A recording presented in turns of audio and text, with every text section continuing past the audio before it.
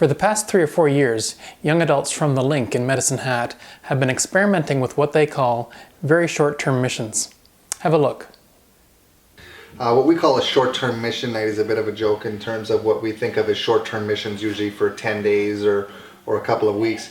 For us, a short-term mission is a 2-hour, 2 to 3 hour experience where we come together on our normal young adult night, and we would take time and pray and say, Lord, who is it that you want us to speak to tonight in the community? Who can we touch? Who's hurting? Who can we have an impact on? In June, we had a flood in Medicine Hat. We went down and helped gut some basements and hauled drywall out and a bunch of flood damage stuff. And we decided to go down to one of the houses down, or 2 of the houses down there, and take gift cards because we thought that they could probably use them. We thought about doing a short-term mission more in the traditional sense and doing an international short-term mission maybe for 10 days, and that had been in our hearts. But while we were praying for that and waiting for that to happen, we just realized how much can be done in our own community. It might mean going to a college area and giving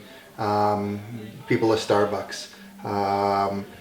At Thanksgiving time, there was a group that felt in their heart that they should make up these hampers, these bags that were a full turkey dinner in it, with a full turkey and potatoes and everything you would need for that. And they were not inexpensive packages, but they felt that they needed to do that, and went into some homes that are close to our church, into the community, and gave out some of the full turkey dinners, and some of the folks were just touched and said we had no way of really providing this for our family, and thank you for being here. What's so amazing is the generosity. A lot of these kids are in college, and you take a carload of 4 or 5 kids and they will just find a whole bunch of money and ways to impact the community. Sometimes they are random people, sometimes they're people that they've had contact with through work or just in a coffee shop or whatever, and they just go out and bless, and then we come back and we share the stories, and every time there's at least one story that is crazy. Yeah, we've had stories of young adults feeling that they should pay for somebody's gas and going up to a lady and saying, we want to pay for your gas tonight. Anyway, so they just kind of went over and said, we're paying for your gas, and gave the money, and then the lady called the girl back and she said, is this for real? And the girl's like, yeah. And she's like, I just got out of surgery. My husband just got laid off his job. I can't believe that someone's paying for our gas.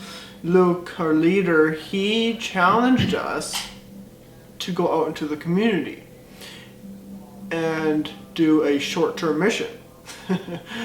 And that really rocked my world, because I was like, are you serious? Is this a joke? I don't understand.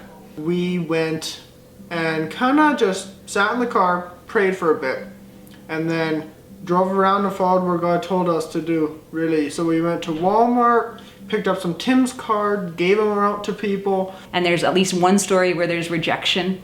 Somebody was giving out Tim's card and they kept saying to the young guy, I think that you probably stole this. This is not for real. People don't give away Tim's cards. And people didn't want to take them from him. There's nothing on this, right? They'd say. It doesn't matter if we're seeing that someone is buying into what we're giving. I mean, that's such a great analogy of that.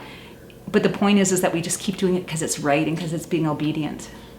Taking me from the traditional Christian life of living Monday to Saturday, go to church, go to different church groups, and really living Christianity as it's supposed to be. They don't want a faith that is just about a Sunday morning service or a Bible study.